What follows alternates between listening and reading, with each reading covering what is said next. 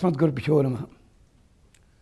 శ్రీమౌద్గల్య శ్రీవత్ససగోత్రజాతౌ శ్రీ అప్పలార్య రత్నమార్య తనుభవౌద్వౌ శ్రీమత్సటారి జరణాంబుజ జంచరీకౌ శ్రీరంగ రామానుజ దేశికౌస్తుమ. భగవద్బంధువులారా, వైకుంఠ ఏకాదశి శుభ మహోత్సవం.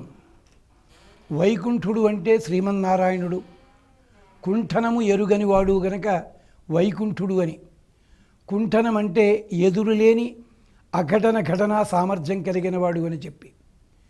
వైకుంఠ శబ్దానికి వియోగము లేనివారు కలిగినవాడు అని అర్థం. అంటే నిత్యసూరులు ఆదిశేష అనంత గరుడ విశ్వక్సేన ఇత్యాదులంతా స్వామితో ఎప్పుడూ ఉంటారు. అలాంటి భక్తులతో కలిసి ఉండేవాడు గనక వైకుంఠుడు. పంచభూతములన్నవి ఎక్కడో అక్కడ ఎక్కువ తక్కువలు ఉంటాయి. అలాంటి పంచభూతములు ఒకదాన్ని ఒకటి ఆక్రమించకుండా ఉండేలాగా ఆ ఐదు కలిసి ప్రకృతి ఏర్పడేలాగా చేసేవాడు గనక వైకుంఠుడు అని చెప్పి. ఆ వైకుంఠ ఏకాదశి నాడు ఉత్తర ద్వార దర్శనము, స్వామి దర్శనం చేసుకుంటాం మనమంతా కూడా. శ్రీరంగాది క్షేత్రాలలో ప్రారంభించిన ఈ సాంప్రదాయము తరువాతి తరంలో అన్నిటికీ వర్తించింది. ఎంచేతంటే ఆ సమయంలో స్వామి దర్శనము, తాపకర్షణము, సకల శుభములు మనకి లభిస్తాయడానికి నిదర్శనము. అంచేత వైకుంఠ ద్వార దర్శనము, ఆ దర్శనం చేసినప్పుడు మనలో ఉండే సప్త ఆవరణలు శుద్ధి అవుతాయి, పంచకోశములు పరిపుష్టమవుతాయి. ఇలాంటి వాటన్నిటికీ కూడా సులభమైన మార్గము ఒకటి ఉంది. ఏమిటది? శరణాగతి చేయడము ఒక మార్గమే, భగవంతుని గుణగానం చేయడం కీర్తనం ఒక మార్గమే, భగవంతునికి పుష్పార్చన చేయడం ఒక మార్గమే. ఇవన్నీ ఉన్నాయి. కానీ యజుర్వేదం ఒక చిన్న సన్నివేశాన్ని చెప్పింది.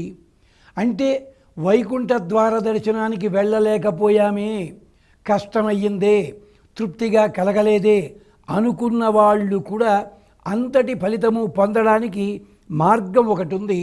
అదొక చక్కటి మంత్రము మనకి యజుర్వేదంలో ఉంది, భారతంలో ఉంది.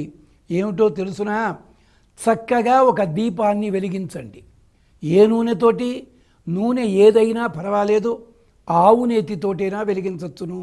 దొరికితే ఆవు నెయ్యి లేదా ఏ నూనెనా. 2 ఒత్తులు కలిపి ఒకటిగా వేసి, అలాంటివి 2 ఒత్తులు వేయాలి. ఒక ప్రమిదలో 2 వేసినా, విడివిడిగా ఉంచినా పర్వాలేదు. అక్కడ అగ్నికి సంబంధించిన ఒక శ్లోకము, ఒక సూక్తము చదవండి. అది వైకుంఠనాథునికి పరమ ప్రీతికరము అని అంటారు ఇక్కడ. అదిగో ఆ మంత్రం చూడండి. పావనాత్ పావకశ్చాసి వహనాత్ హవ్యవాహన వేదాః త్వదర్థం జాతావై జాతవేద తతోహ్యసి. పైకి చూస్తే అగ్నిస్తోత్రంలా ఉంటుంది ఇది. కానీ అగ్నిస్తోత్రం మాత్రమే కాదు, అగ్నికి అంతర్యామిగా ఉన్న పరమాత్మ వైకుంఠునికి స్తోత్రము. ఇతర భూతములు ఏమన్నా కనిపించి కనిపించకపోయినా అగ్ని మాత్రము ప్రతి దాని లోపల ఉంటుంది. అందుకని అంటున్నారు పావనాత్ పావకశ్చాసి. ఓ అగ్నిదేవా, నీవు పావకుడవు. అంటే ఏం చేస్తావు? పవిత్రం చేస్తావు. పవిత్రాణం పవిత్ర అంటాం కదా స్వామిని.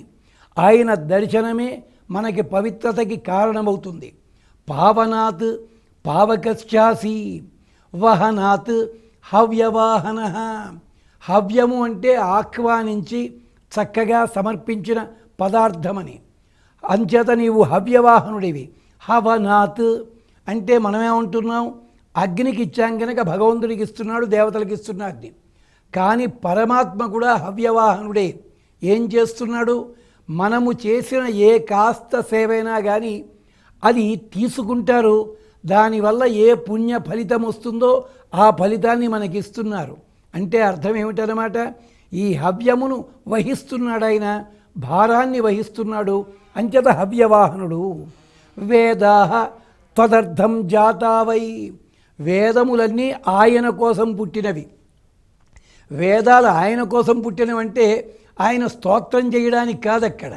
వేదములన్నీ ఆయన్నే చెప్తాయి గనక అంచేత నీవు జాతవేద అంచేత వైకుంఠ ఏకాదశి నాడు మీరు క్షేమంగా స్వామిని దర్శించుకుని రండి, ఆరాధన చెయ్యండి. అదేమీ వీలు లేనట్టయితే, అసంతృప్తి అయినట్టయితే ఏమీ చింత అవసరం లేదు. ఈ మంత్రాన్ని పఠించండి. పఠించి 2 ఉన్న దీపాలు వెలిగించండి. అంటే 2 ఒత్తులు కలిపి ఒక దీపము, ఇంకొకటి ఒకే ప్రమిదలో కానీ రెండిటిలో కానీ యజుర్వేదంలో చెప్పిన అత్యద్భుతమైన రహస్యతత్వం కలిగిన మంత్రాన్ని మనం చెప్పుకున్నాం.